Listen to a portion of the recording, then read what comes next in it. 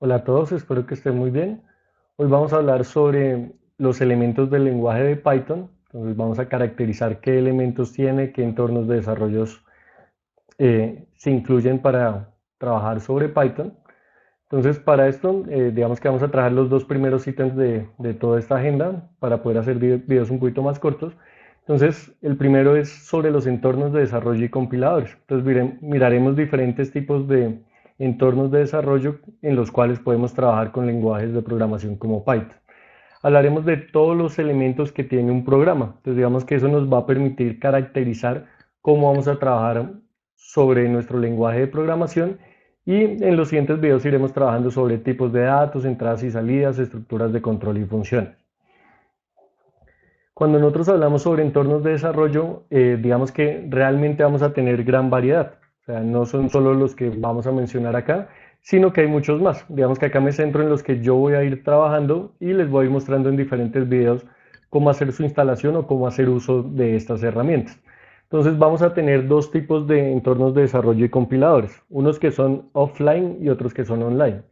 Los que son offline son herramientas que no necesitan acceder a Internet para poderse ejecutar, sino que van a utilizar los recursos del mismo computador. Las herramientas online, pues digamos como su nombre, necesitamos conexión a Internet.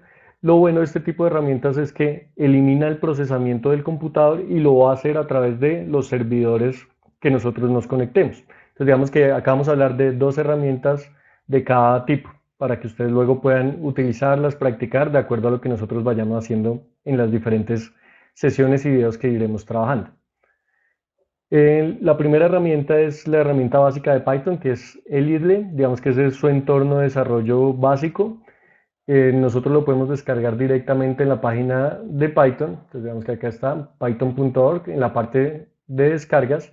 Lo que nosotros vamos a encontrar ahí es que vamos a tener versiones para los sistemas operativos más grandes, ¿no? Que son Windows, son Mac y son las versiones de Linux.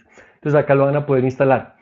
Importante, digamos que yo ahí les voy a compartir un video que todos estos videos con tutoriales de instalación, con otros elementos del lenguaje, se los voy a compartir acá en la parte superior derecha, entonces digamos para que lo tengan en cuenta, lo revisen, miren todos los videos, pero acá algo importante, en este caso yo hice la instalación para mi sistema operativo que es Windows 10, si ustedes requieren, digamos tienen Windows 7 hacia atrás, digamos que la versión que tienen que instalar es la 3.6. Digamos que yo tengo instalada la 3.9.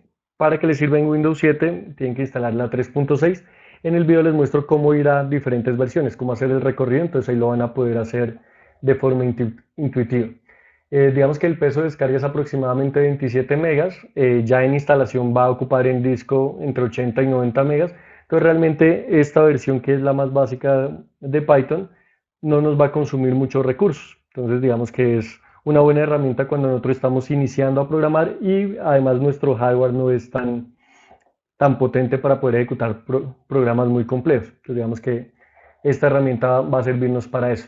Ella tiene por defecto dos elementos, uno es el Python Shell. En el Python Shell nosotros vamos a ejecutar eh, línea por línea, digamos que es muy similar al, a la consola de comandos que nosotros trabajamos en Windows y además tiene una versión como un editor de texto. Entonces en el editor de texto sí vamos a poder correr como tal códigos de muchas más líneas. Digamos que esa es una limitante del shell, lo podemos trabajar ya en la parte de archivos. En este video les muestro un poquito cómo poder abrir cada una de las ventanas, cómo ejecutar comando por comando o cómo ejecutar ya varias líneas al tiempo. ¿Listo? Entonces digamos que en el video lo van a poder consultar. La segunda herramienta que tenemos es PyCharm. Acá hay algo importante, PyCharm tiene dos versiones, tiene una versión profesional y una versión community. La versión profesional, pues digamos que tiene costo, tiene una versión free de prueba de un mes, pero después hay que pagar. Entonces digamos que la que vamos a utilizar es la community y que realmente para los desarrollos iniciales, digamos, y realmente hasta intermedios, no va a tener ningún problema, nos permite descargar algunos paquetes, complementos, plugins que tiene como tal PyCharm para hacer ya programas más complejos con respecto a lo que tiene IRLE. IRLE nos permite la parte básica. Ya en PyCharm podemos ir interactuando con nuevos paquetes y nuevos elementos del programa. Eh, Su descarga va a ser a través de JetBrains, que digamos que son los desarrolladores, en la sección de PyCharm. Este también va a tener tres versiones, una para Windows, una para Mac y otra para Linux. Si ustedes se dan cuenta, ya el peso es mucho más grande, ¿no? Digamos que el anterior pesaba alrededor de 28 megas, este ya pesa casi 350 megas. Y en instalación, digamos que sugieren que tengamos un espacio de disco de hasta 2.5 gigas y que nuestra memoria RAM sea al menos de 4 gigas en adelante. Digamos que en el Python IDLE básico no tenemos esa restricción. Es porque esto tiene muchos más componentes, pero si nosotros tenemos esos recursos, es bueno instalarla porque lo que nosotros vamos a tener es más herramientas interactivas de cómo desarrollar código y pues es un poco más intuitivo para nosotros. ¿Listo? Entonces, como recomendación, si tienen los recursos, es bueno que instalen esta. Primero instalen el Python IDLE porque este en algún punto les va a requerir también el Python versión 3.9, digamos que acepta 3.8 o 3.9 posteriores. ¿Listo? Entonces, para que lo tengamos en cuenta. También después de que hacemos toda la instalación, pues es de tipo offline, lo vamos a poder ejecutar sin ningún problema, sin internet. Los únicos elementos que necesita internet es cuando le queremos agregar nuevos paquetes, nuevos plugins a P#, pero de resto digamos que él no va a tener ningún problema. Realmente la instalación también es intuitiva, digamos que son algunos pasos en los cuales no hay muchos problemas. Sin embargo, acá, digamos, les comparto un video donde van a poder hacer la instalación. Importante, recuerden que todos los videos con instalaciones y demás se los voy a compartir acá en la parte superior derecha, entonces ahí van a poder acceder a cada uno de ellos. ¿Listo? Acá está un poquito el entorno. Normalmente sale en diferentes colores. Yo puedo configurar cuál es el color que más me interesa. Y lo que yo voy a tener acá es una parte, una ventana de la derecha donde están todos los elementos complementarios para un proyecto. Y en la parte derecha va a estar mi editor de texto donde voy a poder ejecutar las funciones que yo requiera según la complejidad de nuestros códigos, ¿no? Entonces digamos que acá van a estar todas las funcionalidades que nosotros tenemos. Listo. La siguiente herramienta que nosotros vamos a trabajar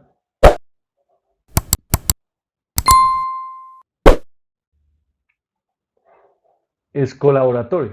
Entonces, en Colaboratory ya es una herramienta online. ¿Qué quiere decir eso? Que eliminamos el procesamiento que tiene que hacer nuestro computador y se lo trasladamos a que lo hacen en este caso los servidores de Google. Colaboratory directamente la primera vez que entramos nos muestra esta pantalla donde hay un pequeño ejemplo donde describe algunos elementos. Lo bueno es que además de código podemos agregar como una página, entonces ahí vamos a poder compartir con otras personas, agregar comentarios, agregar todo ese tipo de elementos. El enlace, digamos que también se los dejo en la descripción, está acá en colab.research.google. También hice un pequeño video de cómo compartir proyectos con otras personas para que lo puedan editar, cómo guardar ese tipo de archivos. Lo van a encontrar acá lo mismo, en la parte superior derecha.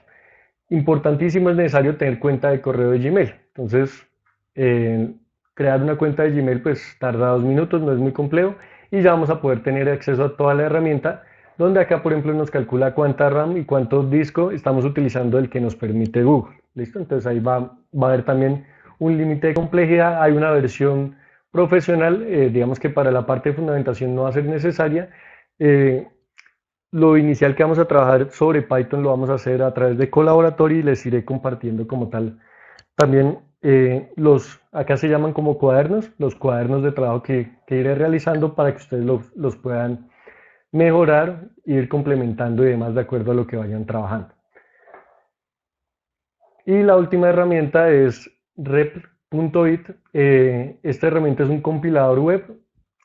¿Cuál es el plus que tiene esta herramienta? Que permite compilar códigos de diferentes lenguajes, no solo Python, sino permite, por ejemplo, Java, C++, C++, HTML, CSS.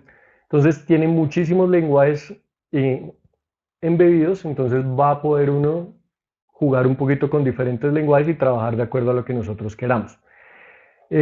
Uno se puede conectar de tres formas, uno a través de cuenta de Gmail, otra a través de cuenta de Facebook o a través de un breve registro. Digamos que realmente solo piden tres datos, el nick que se quiere utilizar, el correo electrónico y la contraseña que se quiera asignar a la cuenta y pues envían un correo electrónico en el cual uno verifica la cuenta. Digamos que es todo el proceso y ya comenzamos nosotros acá a ejecutar los códigos.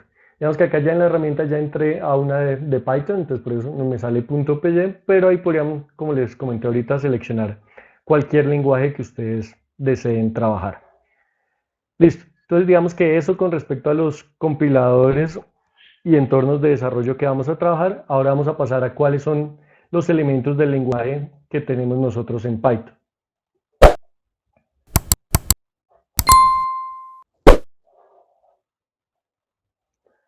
Entonces, en este caso, lo que nosotros vamos a tener es que de elementos del lenguaje vamos a tener palabras reservadas, funciones integradas, literales, operadores, delimitadores e identificadores. Las dos primeras, digamos que ya lo tiene siempre incluido Python y van a salir, por ejemplo, en un color diferente. Los otros son elementos que nosotros vamos a ir asignando en los procesos de desarrollo de código. Algunas de las palabras reservadas, digamos que estas no son únicas y dependiendo del compilador o el entorno de desarrollo que utilicen, en algunos sale naranja, en otros sale de otro color. Digamos que sale naranja en el IDLE, que es la versión base, en otros puede que salgan de algunos colores diferentes. Las palabras reservadas básicamente son las que forman el núcleo del lenguaje de Python. Entonces, son las que me permiten realizar instrucciones base, digamos, de acuerdo a las funcionalidades que tiene. Entonces, por ejemplo, acá unas que vamos a utilizar mucho son, por ejemplo, false y true. Entonces, digamos que cuando estábamos viendo algoritmos, que es la primera parte, también recuerden acá van a encontrar el enlace a todo el curso de algoritmos, hablábamos de falso y verdadero, digamos que en español es falso y verdadero. Para Python, como está desarrollado en inglés, va a ser false y true, ¿listo? Por ejemplo, también utilizamos el ilógico, el ológico y la negación. Entonces en inglés va a ser and el ilógico, el ológico va a ser or y la negación va a ser not. Y así van a ir apareciendo diferentes palabras reservadas que cuando vayamos desarrollando nuevos códigos iremos integrando como tal a nuestros trabajos. El siguiente elemento son funciones integradas. Entonces la principal diferencia es que estas vienen en naranja, estas vienen en morado. Pero además requieren un paréntesis. Porque un paréntesis lo que nosotros vamos a hacer es pasarle algunos parámetros para que la función haga alguna, que pena la redundancia, funcionalidad específica. Entonces una función es un bloque de instrucciones agrupadas que permite reutilizar partes de un programa. Hay funciones integradas y luego vamos a ver funciones. Nosotros podemos crear nuestras propias funciones. Entonces, por ejemplo, acá la primera función que sale es ABS. ABS es absolute, valor absoluto. El valor absoluto simplemente tenemos que pasarle un número y ese número él lo va a convertir siempre en positivo. Otra función que nosotros vamos a utilizar mucho es la función print. La función print lo que hace es escribir en pantalla lo que nosotros le pasemos. Va a poder admitir diferentes tipos de variables. Digamos que en la sección de entradas y salidas lo veremos de forma mucho más amplia. Otra variable, por ejemplo, es input, que nos permite leer desde teclado. Y acá lo mismo, van a ir apareciendo diferentes funciones que en una presentación posterior iremos utilizando algunas para que ustedes luego puedan entender cuál es su funcionalidad principal y en nuevos códigos iremos integrando funciones de acuerdo a las necesidades que vayamos teniendo. Pero pues acá podemos ver que hay varias funciones, digamos que en nuevas versiones de Python a veces integran nuevas funciones, entonces hay que ir actualizando con respecto a las nuevas versiones que vayan saliendo. Pero pues estas son las fundamentales. Bueno, los siguientes son los literales, el siguiente elemento de un programa. Los literales son los datos simples que Python es capaz de manejar. Entonces, él va a entender números como valores lógicos, enteros, decimales y complejos. Los va a admitir en notación decimal, octal o hexadecimal. Pues digamos que con respecto a algoritmos, ya Python permite ya no solo decimal, sino otros tipos de representaciones y cadenas de texto.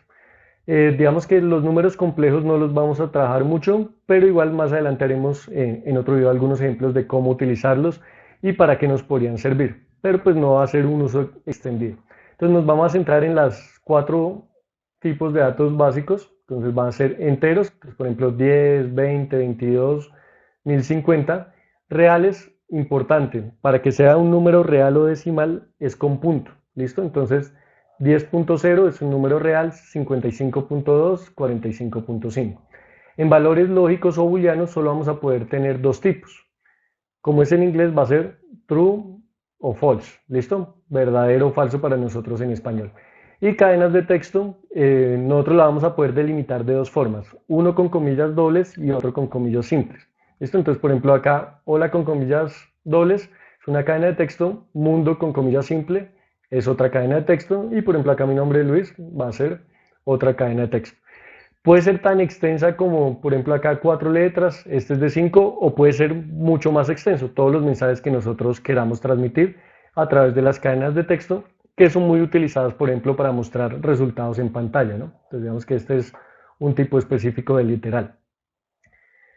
El otro elemento son los operadores, que los operadores me permiten hacer o realizar operaciones a través de los literales. Entonces, por ejemplo, acá los operadores son los caracteres que definen operaciones matemáticas, entonces vamos a tener lógicas y aritméticas, todo a través de literales. Entonces le vamos a poder pasar de tipo lógico o tipo matemático. Entonces acá hay algunos de los operadores, entonces suma, resta, multiplicación, potencia, división, cociente, residuo y así sucesivamente los diferentes operadores que él va entendiendo.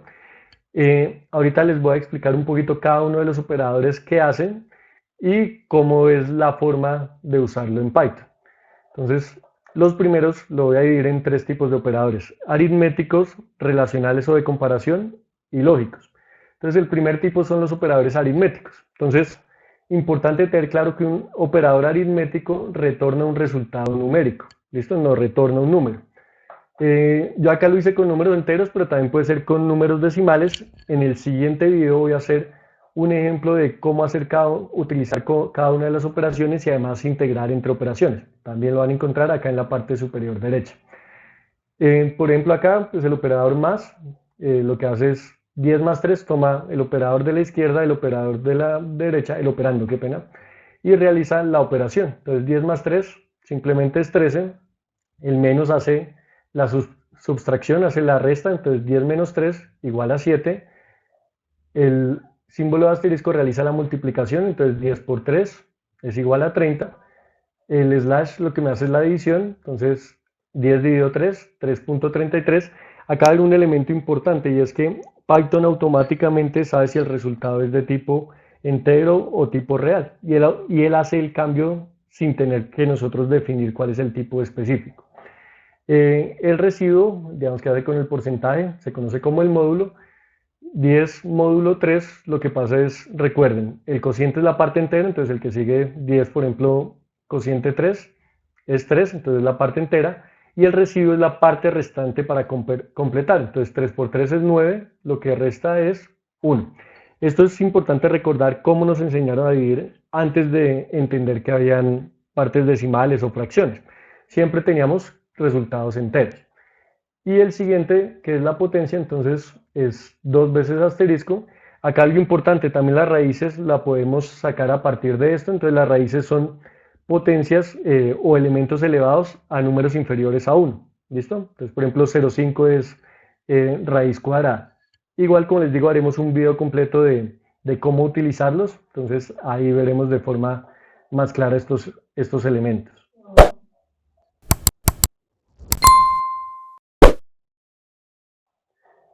Listo. El siguiente tipo de operador son los operadores relacionales o de comparación. Importantísimo es que en este tipo de operadores el resultado siempre va a ser un resultado lógico. Entonces, él hace una comparación entre los dos operandos, entonces entre los dos elementos que tiene, y retorna un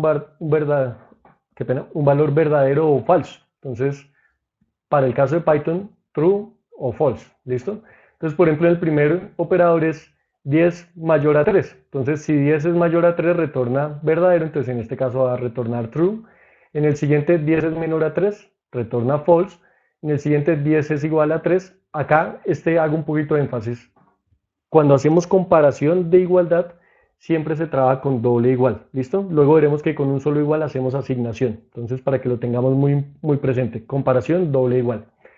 Entonces, comparamos, 10 no es igual a 3, entonces va a salir false. 10 mayor o igual a 3 nos va a salir verdadero. ¿Listo? Digamos que acá está la descripción de cada uno de ellos para que lo vayamos teniendo en cuenta. 10 menor o igual a 3 nos va a salir false, la anterior era true, esto es false, y 10 diferente a 3, como no son iguales, nos va a salir verdadero.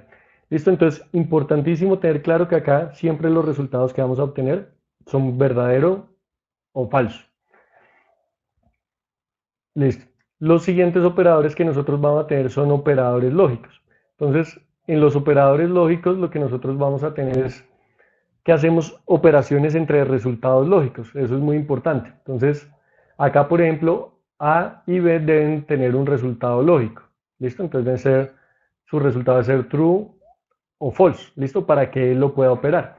Entonces, acá es importantísimo recordar que el AND o el ilógico devuelve verdadero si ambos operandos son verdaderos. En el resto de ocasiones devuelve falso. El comando OR, digamos que en inglés, devuelve verdadero si alguno de los operandos es verdadero. Entonces ahí incluye si los dos lo son, ¿no? Entonces si A o B son verdaderos o los dos son verdaderos, va a retornar verdadero. Entonces este comando solo retorna falso cuando los dos resultados con los dos operandos A y B sean falsos, ¿listo? Y la negación, el not, simplemente hace lo opuesto. Entonces devuelve verdadero si el operando es falso. Entonces, por ejemplo, si A es falso, va a retornar verdadero. Si A fuera verdadero, va a retornar falso. De este también haremos, de cada uno de los tipos de operandos, haremos un video para que vean cómo se ejecuta, qué funciones o qué elementos le podemos pasar para que lo vean de forma aún más clara. Entonces recuerden, todos estos videos los encontrarán acá en la parte superior. Los siguientes elementos son los delimitadores. Básicamente son caracteres que permiten delimitar, separar o representar expresiones. Entonces, los delimitadores más usuales, por ejemplo, para cadenas de caracteres son comilla y comilla doble, comilla simple y comilla doble. El numeral que me permite como tal escribir comentarios, el backslash que me permite ejecutar comandos específicos, los paréntesis de todo tipo, digamos redondos, cuadrados, corchetes, la coma para separar elementos, dos puntos para ejecutar instrucciones y todas las extensiones que vienen del igual. Entonces, en un video posterior veremos cómo el igual se utiliza para asignación, pero si lo acompañamos de otro símbolo, él además de asignar, realiza una operación con respecto a su valor anterior. Entonces, digamos que esto es muy interesante, la utilidad directa de poder utilizar un comando extra. Y por último, el último elemento que vamos a tener en un programa son los identificadores. Los identificadores son palabras que se utilizan para nombrar elementos creados por el usuario u otros usuarios. Con lo que principalmente nosotros lo asociamos son los nombres de las variables. Entonces digamos que acá el nombre formal es identificador, pero realmente para nosotros van a ser los nombres que le asignamos, ya sea a variables, a funciones. Digamos que ya cuando nosotros vamos avanzando en el nivel de programación vamos a poder crear clases o módulos. Acá inicialmente vamos a trabajar como la parte de fundamentación, variables y funciones. Entonces vamos a asignarle identificadores o nombres a estos. Más adelante aprenderemos cómo crear clases, entonces también le agregaremos un nombre o módulos específicos. Acá un elemento importantísimo, los identificadores están formados por letras mayúsculas y minúsculas, números y el carácter guión bajo. No acepta ningún otro tipo de carácter especial. Eso es importantísimo porque cuando nosotros queramos escribir una variable, si agregamos un carácter especial, él no lo va a entender. ¿Listo? El lenguaje de Python solo admite estos elementos. Otro elemento muy importante es que es muy susceptible de esto. ¿Qué significa eso? Que si nosotros cambiamos una mayúscula por una minúscula, ya la variable cambió de características, entonces no se va a ejecutar de forma correcta. ¿Listo? Entonces también es importantísimo que tengamos en cuenta eso. Listo, entonces digamos que estos son los elementos fundamentales de un programa en Python y pues los diferentes compiladores que vamos a utilizar. Espero que les haya sido de utilidad, no olviden suscribirse, darle me gusta y ver los siguientes videos que son cómo utilizar cada uno de esos operadores, que ya me va a permitir crear cada vez programas un poquito más complejos. Espero les haya gustado, que estén muy bien.